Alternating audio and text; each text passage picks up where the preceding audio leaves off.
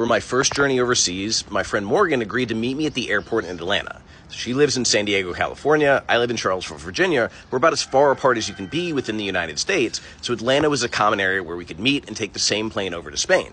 So I was on my way, and I was excited, and I was looking forward to it, and I was texting, and I was sending WhatsApp messages, and all the planes have Wi-Fi now, so I'm not hearing back, and I'm starting to kind of freak out, like, what is going on? Like, is she going to be there? Like, what's going to happen? Is it going to be okay?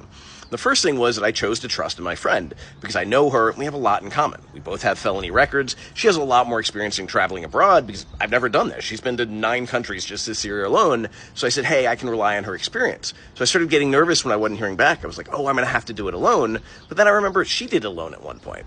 So it was this conscious decision to trust in my friend and assume that she'll meet me at some random airport in America and then come to Spain with me and then come to Morocco with me.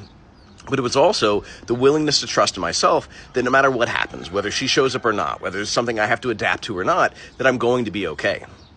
And I know that all the years that I was in prison, I was taught this kind of helplessness, like you're not good enough and you don't know how to do this and you have to follow these rules and these procedures and these whatever. And I get the idea behind that. But the problem is we create this learned helplessness. We create people who don't know how to adapt or don't know how to take care of themselves or don't know how to innovate. We basically create people who just follow lines. It's actually a lot like what we do in public schools.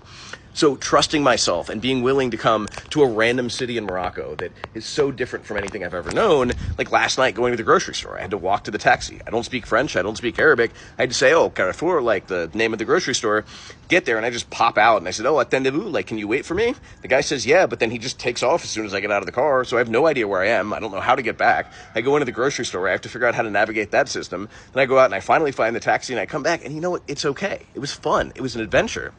And I feel there's butterflies in my stomach. Rather than seeing that as fear, I choose to see that as excitement because rather than sitting in prison where I was supposed to be, according to a lot of people, I'm out here in this beautiful town in Morocco. And I'm headed to Casablanca today, and then I'm headed to Switzerland, and then I'm headed to Italy, and I'm having these experiences. And in some ways it's terrifying, but in all the ways it's exhilarating.